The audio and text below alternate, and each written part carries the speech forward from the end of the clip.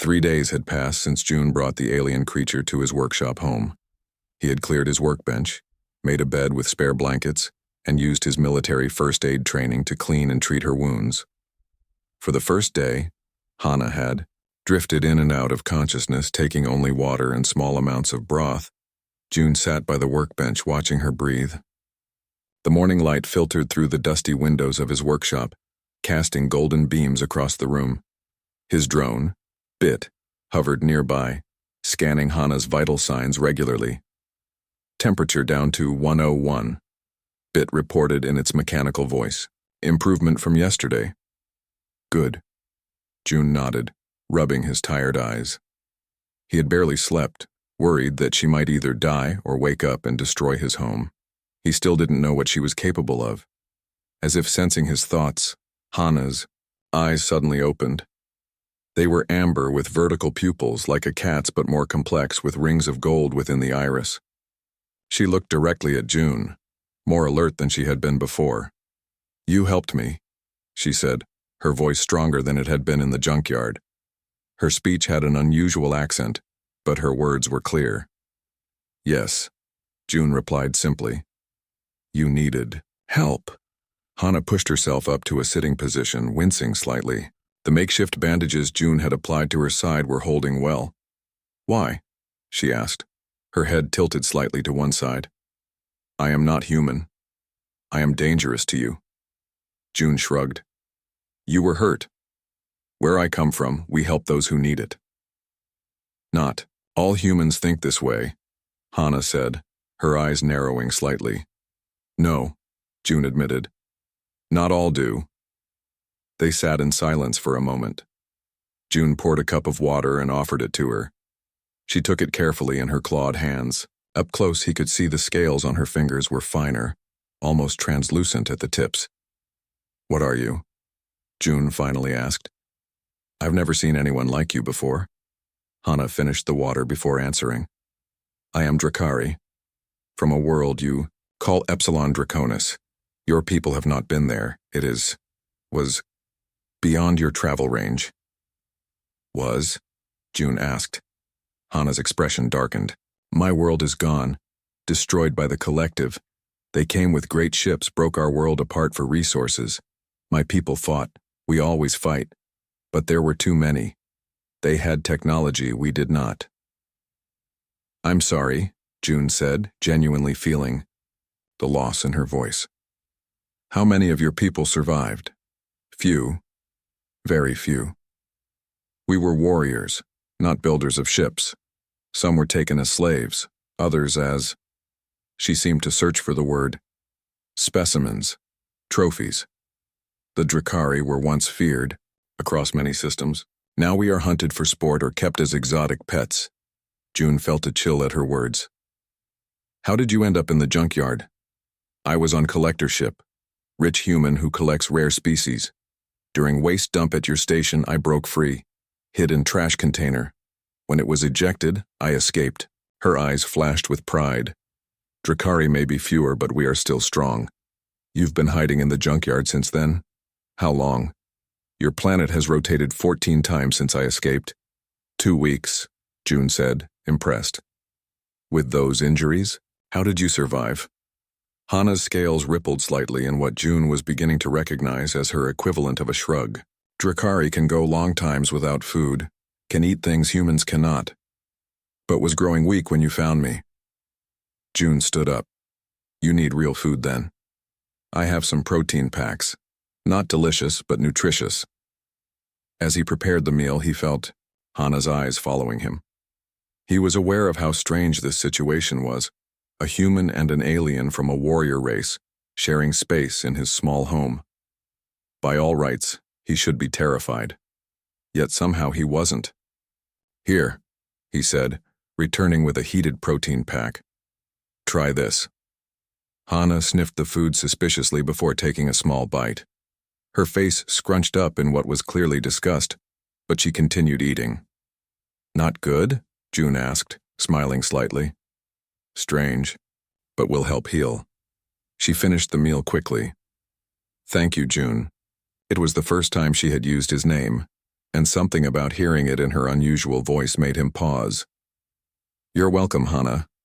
Over the next few days, as Hana regained her strength, they fell into an unusual routine. June would work on his mechanical projects while Hana observed, asking questions about human technology and culture. She was a quick learner, her grasp of language improving by the hour. In turn, she told him about her world, a place of vast mountains and deep valleys, where her people had lived in clans, hunting large beasts and occasionally warring with other clans. The Drakari had been strong and proud, with a rich tradition of oral history and combat arts. "Can all Drakari do that?" June asked one evening, after Hana had demonstrated her ability to generate small electrical charges from the special scales along her forearms. "Yes. Helps in hunting, stuns prey." She created another small spark between her claws. "Also good in battle." "And your eyes?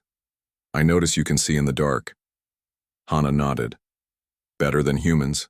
See heat too, and more colors." "What about your wings?" June asked carefully, noticing how she kept them folded tightly against her back. A shadow crossed Hana's face. "Were damaged when I was captured. They..." She paused, looking for words. "Cut tendons, so I could not fly away. Will heal, but slowly. May never fly again." June felt a surge of anger at whoever had mutilated her wings. "I'm sorry," he said simply. "Not your doing," Hana replied. "You have been kind, different from others." Their conversation was interrupted by a sudden blaring alarm from Bit.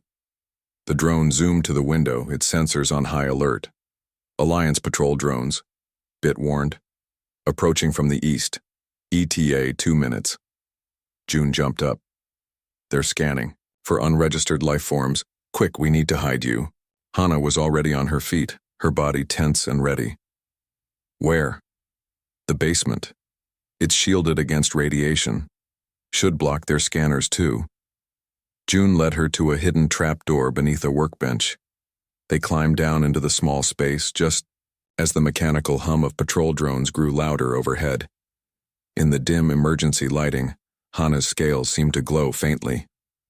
"Will they find us?" she whispered. "Not if we stay quiet," June replied, though he wasn't entirely sure. "If they decided to search the house physically rather than just scan it." As if reading his thoughts, Hana spoke softly. "If they find me, I will not let them take me alive, and they will hurt you for hiding me."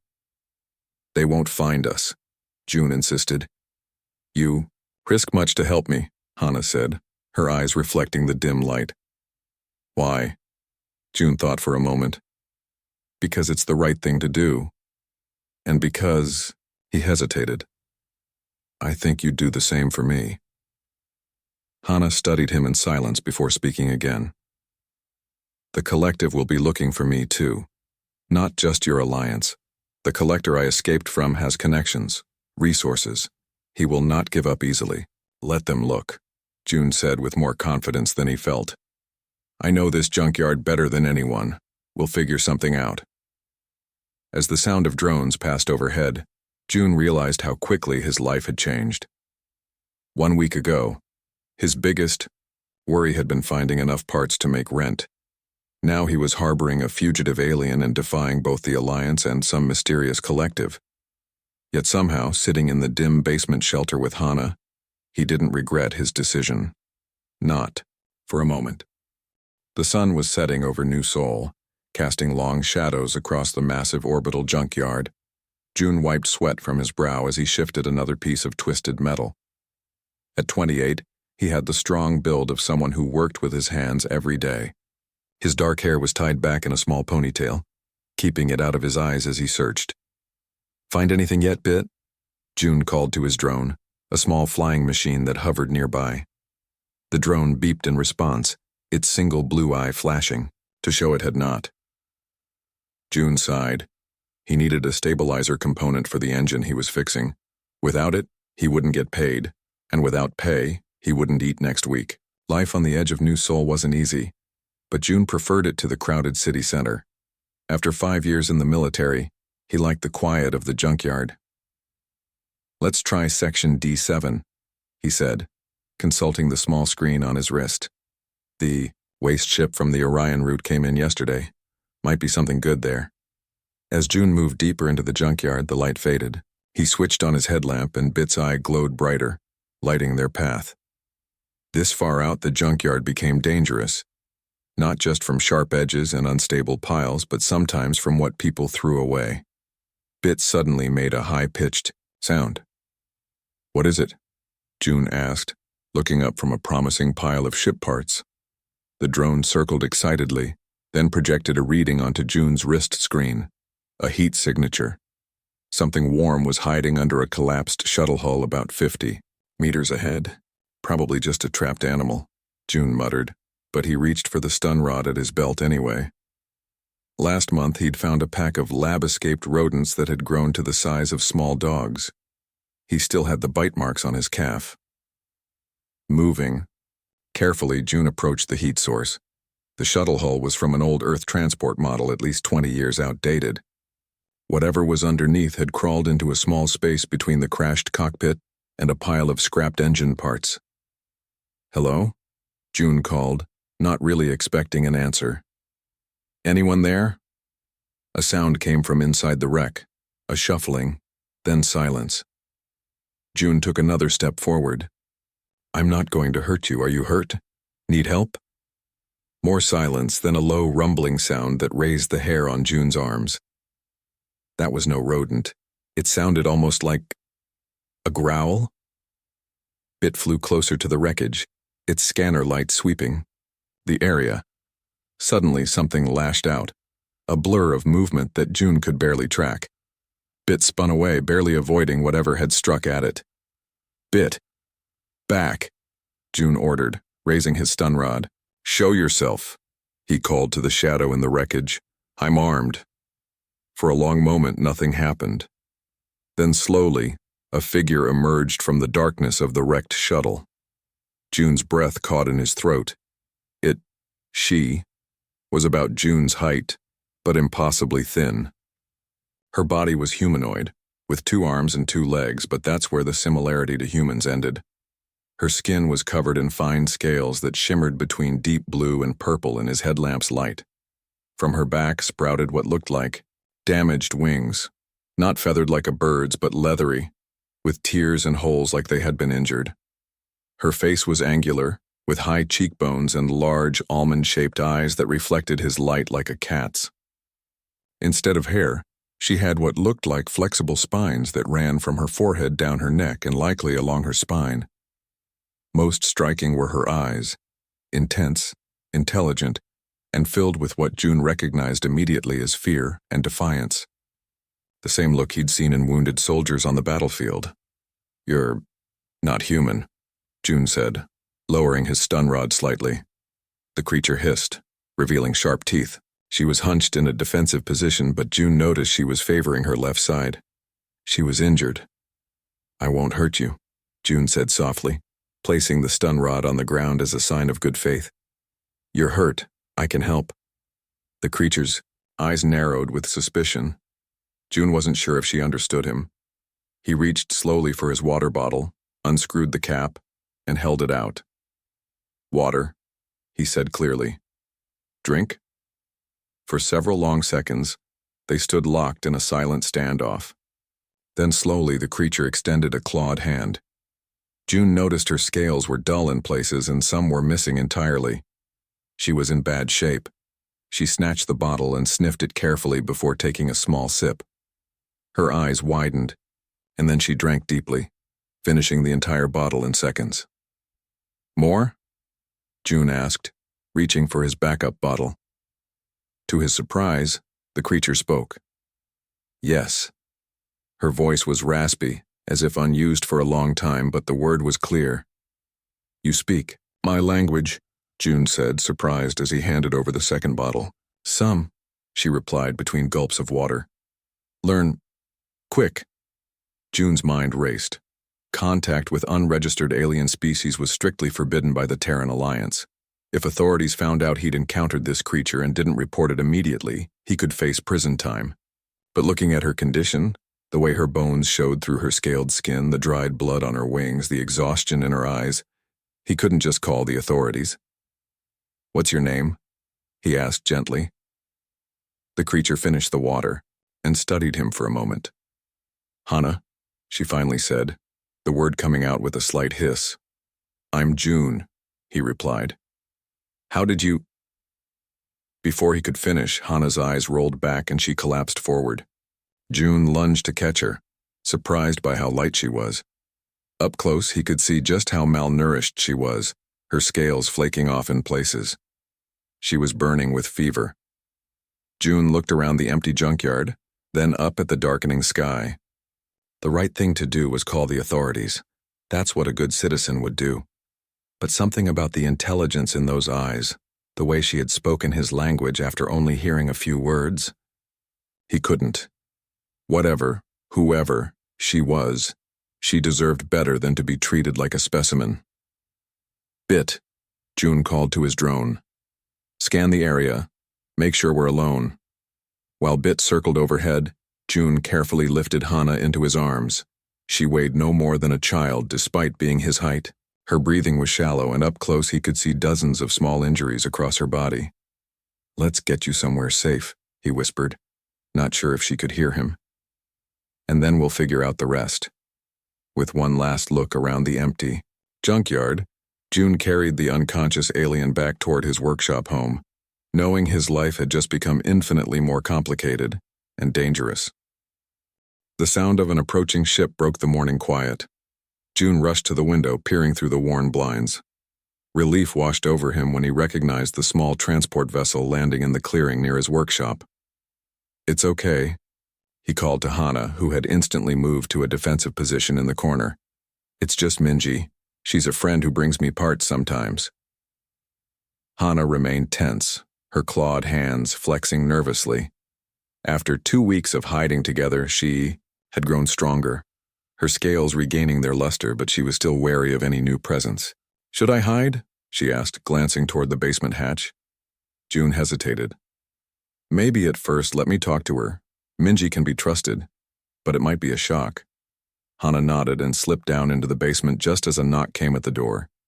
Minji stood outside, her short black hair tucked under a pilot's cap and a crate of parts in her arms. At 30, she was a few years older than June and had been smuggling restricted parts to the edges of New Seoul since before he arrived. "You look terrible," she said by way of greeting, pushing past him into the workshop. "Not sleeping?" "Been busy with a project," June replied, taking the crate from her. Minji glanced around the workshop, noting the unusual state of disorder and the extra food containers. "Must be some project. You eating for two these days?" Before June could answer, Bit flew in from the back room and circled Minji excitedly. The drone had always liked her. "Hey, little guy," she said, patting the drone. "At least someone's happy to see me." She turned back to June with narrowed eyes. "What's going on? You're acting weird." June sighed. He had known Minji for years. If anyone would help them, it would be her. "I need to show you something, but you have to promise to stay calm." "That's not ominous at all," Minji said, crossing her arms. "Hana," June called toward the basement hatch. "You can come out. It's okay." For a moment, nothing happened. Then the hatch opened and Hana emerged slowly. The morning light caught her scales, sending blue and purple reflections dancing across the walls. Minji stumbled backward, her hand going to the blaster at her hip. "What the— Please don't." June stepped between them, hands raised. "She won't hurt you. This is Hana. She's Drakari." Minji's eyes were wide with shock and fear. "Are you insane? That's an unregistered alien species. Do you know what the Alliance will do if they find her here? Do you know what they'll do to you?" "I know," June said quietly, "but I couldn't leave her to die." Hana moved forward slowly, her movements deliberately non-threatening. "I am sorry for frightening you," she said, her speech now much smoother, after days of conversation with June. "He has been kind to me when others were not." Minji stared at Hana, then at June, then back to Hana again. Slowly, her hand moved away from her blaster. "You can speak, you understand us." "Yes." Hana said simply. Her world was destroyed, June explained. Her people were hunted nearly to extinction. She escaped from a collector's ship during a waste dump. Minji ran a hand through her hair, looking overwhelmed. This is a lot, June. I know, he admitted. And it gets worse. The collector she escaped from is looking for her. He has connections to something called the Collective. At this, Minji's expression changed. The Collective, you're sure? Hana nodded. He supplied rare specimens to their scientists. In return, they gave him technology. Protection. Minji sank into a chair. This is bad. Really bad. The Collective is... They're not just some alien empire. They're the reason the outer colonies went dark 3 years ago. The Alliance doesn't admit it publicly, but everyone in transport knows they strip entire planets for resources, and they're getting closer to core human space every year. The room fell silent as the weight of this information settled over them. Will you report us? June finally asked. Minji looked at them both for a long moment. No, she finally said. The Alliance would just hand her over to the Collective to avoid conflict. They're cowards. She stood up and faced Hana directly. I don't know you, but if the Collective wants you, that's reason enough for me to help keep you hidden. Relief flooded June's face. Thank you. Their moment of understanding was shattered by an alarm from Bit. The drone spun in agitated circles, its sensors flashing red. Ship approaching, unknown configuration, armed. Bit reported. They rushed to the window. A sleek, black vessel was descending toward the junkyard, its design unlike the bulky Alliance crafts or common transport ships. Bounty hunter, Hana whispered, her scales darkening with fear. Collective design, Minji turned to June. Is there another way out of here? The service tunnel behind the workshop. It leads deeper into the junkyard. June was already grabbing a backpack, stuffing it with supplies. Bit, interference pattern. Buy us some time. The loyal drone chirped and flew outside, broadcasting a signal that would temporarily confuse the ship's sensors. This way, June said, leading them to a hidden door behind a stack of engine parts. They slipped into the narrow tunnel just as the sound of the ship landing reached them. June led the way with a small light, Hana in the middle and Minji covering the rear with her blaster drawn. How did they find you so quickly? Minji whispered as they moved through the dimly lit passage. Tracking technology, Hana explained, her voice tight with fear. Calibrated to Drakari biology. They can detect trace elements in our scales from great distances. Great, Minji muttered. So we're basically leaving a trail of breadcrumbs. They emerged from the tunnel into a canyon of towering junk piles. June paused, considering their options. The old refinery, he decided. The ore residue might mask her signature. They moved as quickly as they could through the winding paths of the junkyard. June knew every shortcut and hidden route from years of scavenging. Behind them, they heard the whine of scanner drones being deployed from the bounty hunter's ship. They're spreading out, Minji warned, glancing back. We need to move faster. Suddenly, a drone appeared ahead of them, its red scanner eye sweeping the area. Before June or Minji could react, Hana leapt forward with startling speed. Her claws extended, she slashed through the drone with one fluid motion, catching the falling pieces before they could clatter to the ground. June stared at her in amazement. Even in her weakened state, her reflexes and strength were incredible. You were holding back, he realized aloud. Hana's eyes met his. I did not want to frighten you. More scanner drones approached. Minji fired her blaster, taking down 2, but more kept coming. The refinery is still half a kilometer away, June said urgently. We won't make it with these drones everywhere. I have an idea, Minji said. My ship has signal jammers. If I can get back to it and take off, I can create a diversion. 2. Dangerous, June argued. If they catch you, they won't. Minji cut him off. I know some people. Underground resistance. They hate the Collective as much as anyone. I'll contact them, then come back for you both. She handed June her spare blaster. Take this. Hide until I return. Before June could protest further, Minji slipped away down a side path, disappearing among the junk piles. June turned to Hana. Come on. I know a place we can hide until she returns. They made their way deeper into the junkyard, eventually reaching an old storage container buried half under a collapsed ore processor. June moved aside a hidden panel, revealing a small space inside. Emergency shelter, he explained as they crawled in. Set it up when I first started working here. The space was tight but secure. As June sealed the entrance, Hana moved to the far corner, her breathing labored. Are you okay? He asked with concern. In response, Hana unfurled her wings, slightly. They were larger than June had realized, and he could see they were healing, new membrane growing to fill the torn areas. They are regenerating, she said. Faster than I expected. On my world, this would be normal. Here, I did not think it possible. That's good, isn't it? June asked, not understanding her worried expression. The healing releases biological markers, makes me easier to track. She looked at him with solemn eyes. You should leave me. Go with your friend when she returns. I am putting you in danger. Not happening, June said firmly. We're in this together now.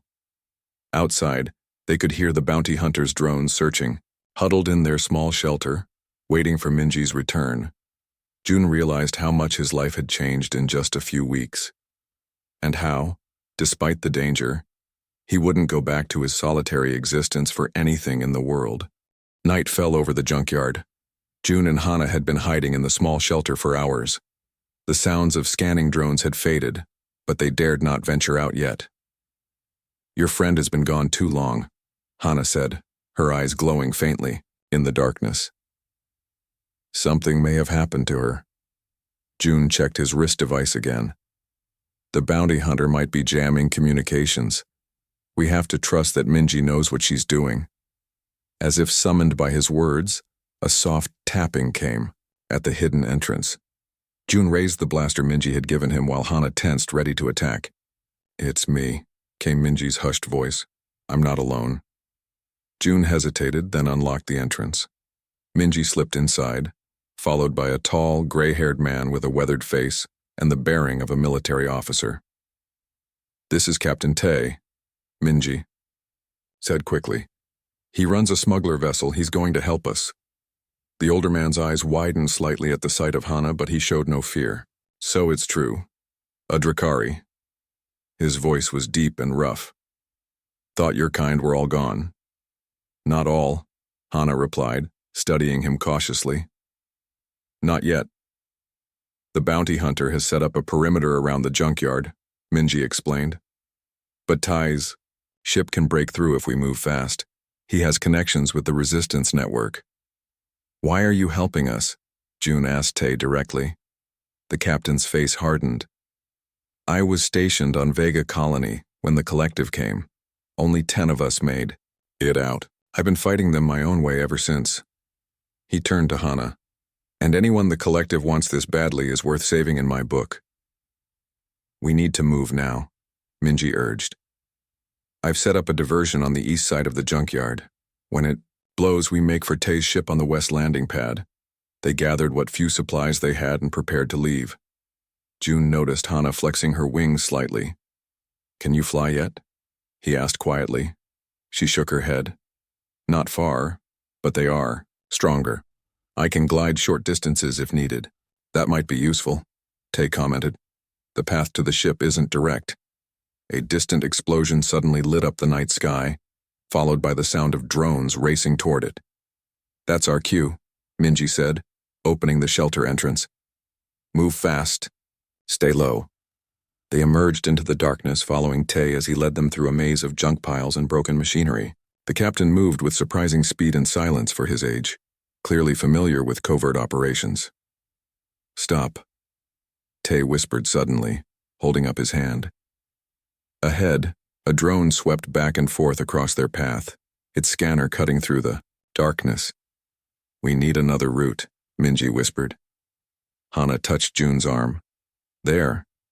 She pointed to a tall stack of cargo containers. I can glide from the top, create a distraction. You three go around while it follows me.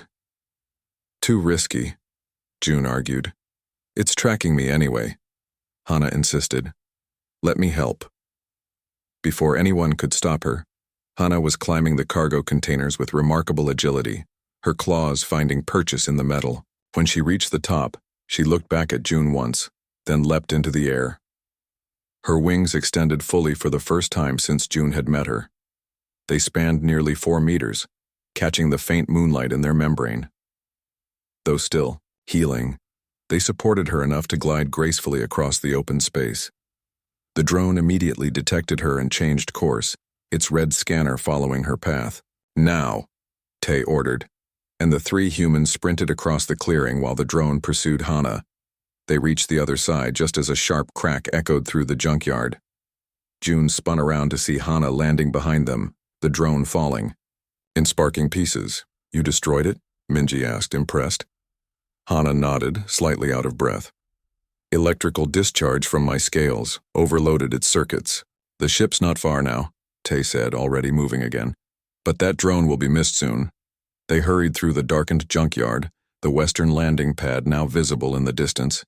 Tay's ship waited there, an older model transport vessel, heavily modified with extra armor plating and what looked like military-grade weapon systems.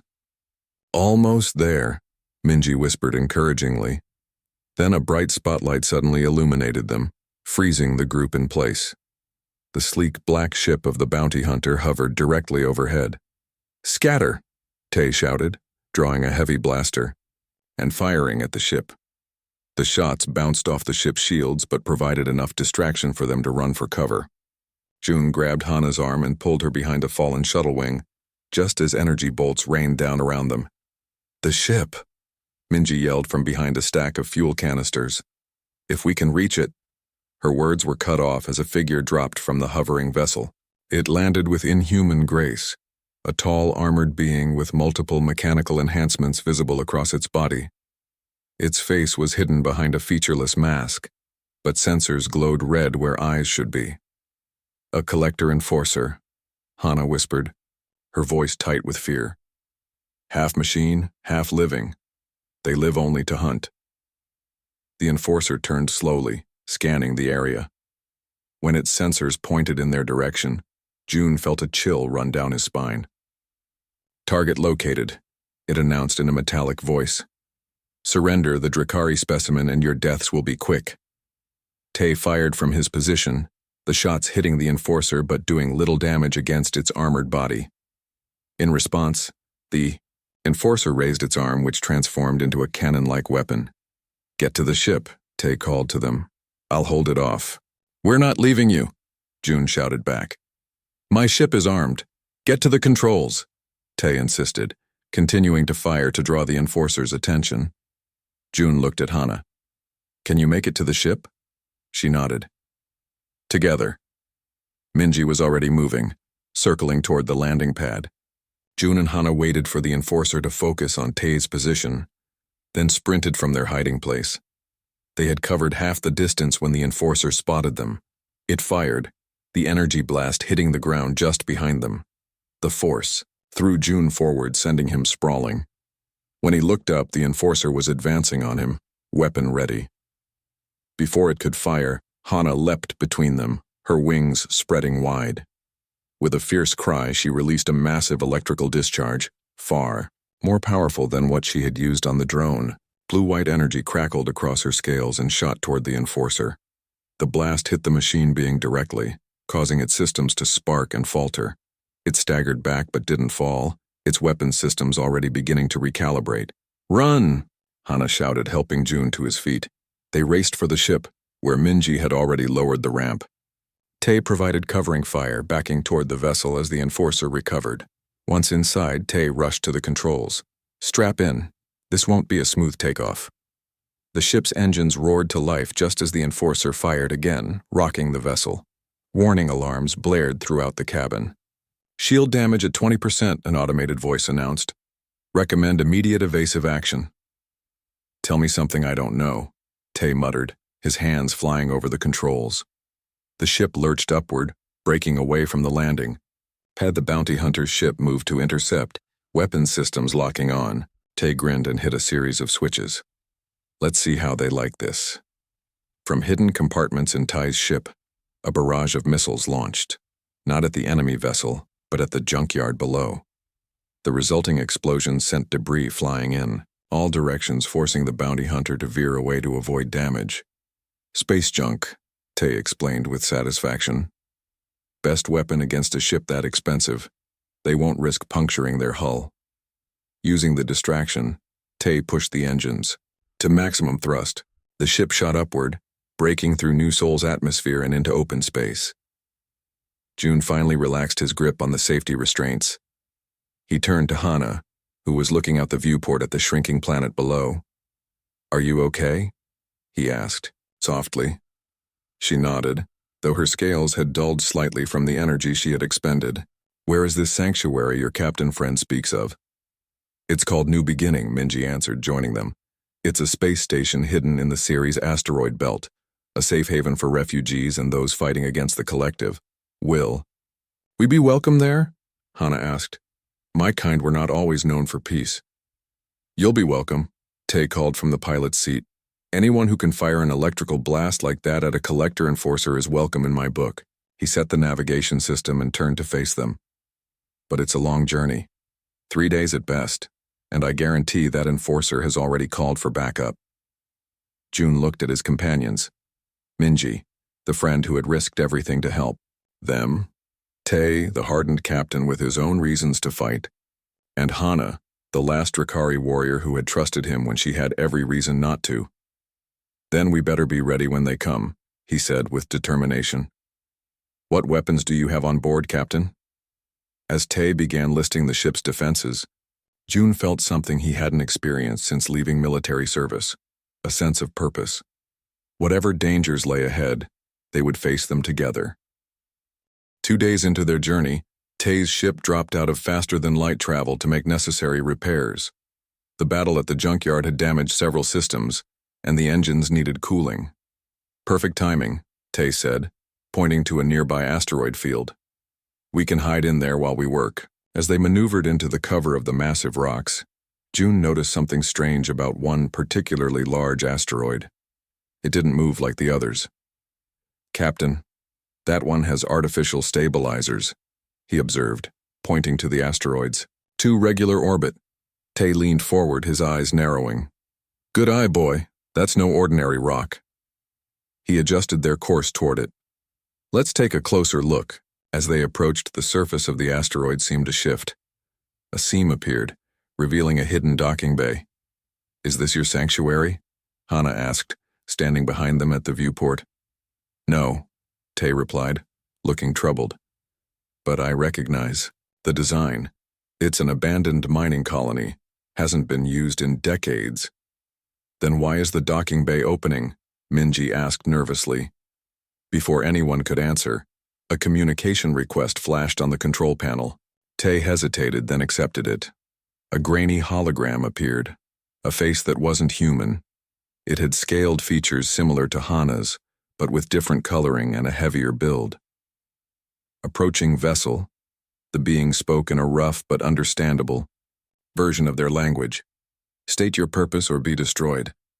Hana pushed forward, staring at the hologram in shock. "Drakari," she whispered. The being in the hologram froze, its eyes widening. "Impossible, identify yourself." "I am Hana, daughter of the Southern Claw clan," she replied, her voice strong but trembling slightly. "I believed I was the last."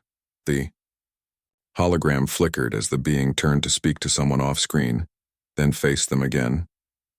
"Enter docking bay 4. Any hostile action will result in immediate destruction." The transmission cut off, leaving them in stunned silence. "Your people," June said, turning to Hana. "They survived."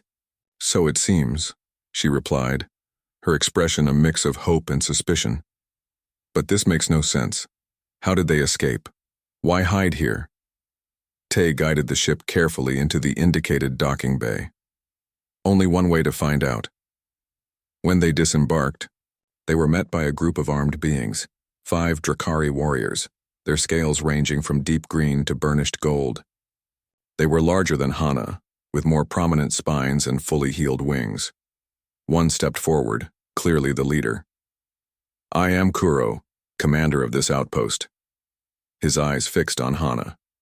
We thought all from the southern clans were lost. I was captured, Hana explained, standing tall despite being smaller than the others. Kept as a specimen until I escaped. This human, she gestured to June, saved me when I was injured. Kuro's gaze shifted to June, studying him with clear suspicion. A human? Helped a Drakari? Why? Before June could answer, Hana spoke. Because not all humans are like those who hunt us. He risked his life for me, multiple times, as did his friends. The Drakari commander seemed unconvinced, but nodded slightly. You will all come with us. The council will want to speak with you. They were led through carved tunnels into the heart of the asteroid. June was amazed to see the mining colony had been transformed into a hidden fortress. Along the way, they passed not only more Drakari, but other alien species. Some June recognized, from Alliance records, others completely unknown to him. All refugees, Minji whispered as they walked. All hiding from the collective, they reached a large chamber where 3 elderly Drakari sat at a curved table. Their scales had faded with age, but their eyes were sharp and assessing. A survivor from the southern clans, Kuro announced, and human companions who claimed to have helped her. The central elder, a female with silver-white scales, leaned forward. I am Sora, first voice of what remains of our people. Child, how did you survive the fall of our world? Hana told her story, the invasion, her capture, the years spent as a collector's prize, and finally her escape and rescue by June. As she spoke, the elder's expressions grew darker. When she finished, Sora nodded gravely. Your suffering honors our people. You have shown the strength of the Drakari spirit. Her gaze turned to June. And you, human, why would you risk your life for one not of your kind? June looked at Hana, then back to the elders. Because it was the right thing to do. On my world long ago, people would ignore others in need because they were different. We learned that was wrong. I couldn't leave her to die just because she wasn't human. The elders conferred quietly. Then Sora spoke, again. We have lived in hiding for years, gathering survivors, building strength. There are only 200 Drakari left in the universe. Every life is precious. We're trying to reach a sanctuary, Minji explained. A place called New Beginning. We're being pursued by a collector enforcer. At this, alarmed murmurs spread through the chamber. Kuro stepped forward. If a collector knows of your ship, they will track it here. You have endangered us all. We didn't know you were here, Tay defended. We stopped for repairs. Sora raised her hand for silence. What's done is done. The question now is what to do about it. Let us take Hana with us, June suggested. She'll be safe at New Beginning. You can stay hidden here. Hana turned to him, surprise in her eyes. You would continue to risk yourself for me, even knowing there are others of my kind who could protect me? Of course, June said simply. Kuro laughed harshly. And how do you plan to escape the collector, fleet that will surely come looking for you? Before June could answer, a young Drakari burst into the chamber.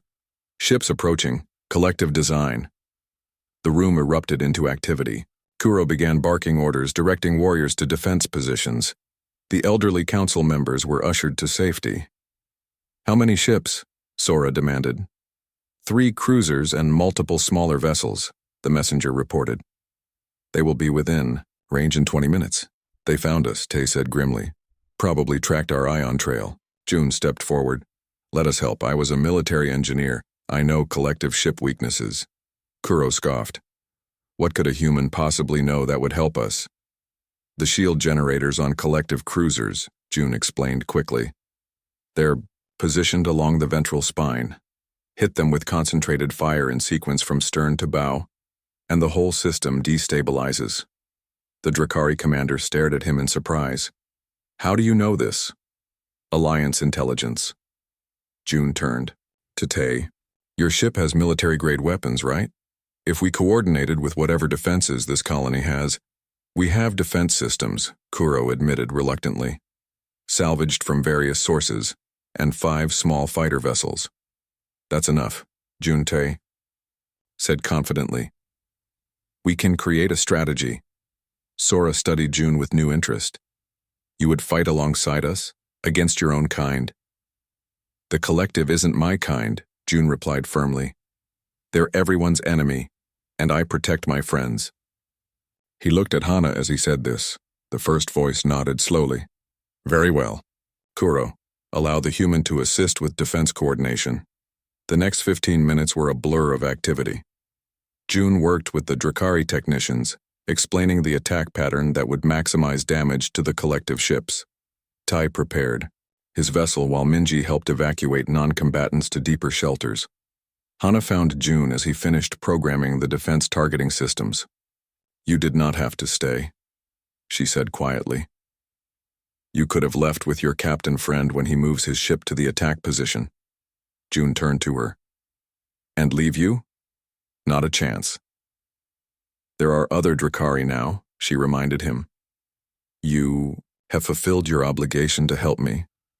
It was never about obligation, June replied, meeting her eyes. It was about doing what's right, and now it's about standing with a friend. Before Hana could respond, alarms blared throughout the colony. Collective ships entering weapons range, a voice announced over the communication system. They rushed to the command center, where Kuro and other Drakari warriors were monitoring the approaching threat. Tai's voice came through the communication. Link, in position, the captain reported. Ready on your mark. All defense systems online, a technician called out. Fighter vessels deployed.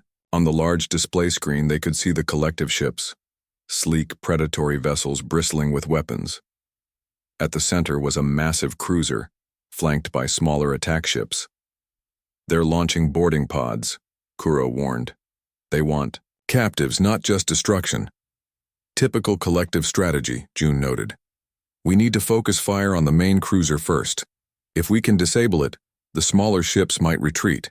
Kuro nodded reluctantly, accepting June's assessment.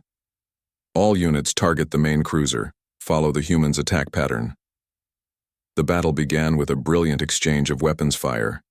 Tei's ship darted between larger vessels, its military weapons striking with precision. The colony's defense systems provided covering fire, while the Drakari fighters executed complex maneuvers that human pilots could never achieve. June watched in awe as Hana's people demonstrated their natural warrior abilities. Despite being outnumbered, they fought with a coordination and ferocity that kept the collective forces at bay. But it wasn't enough. The collective ships absorbed tremendous damage while continuing their advance. The first boarding pod struck the outer section of the colony, and alarm signals flashed on the command displays. Breach in Section 4, a technician reported. Enforcer units detected. Kuro turned to his warriors. Defin,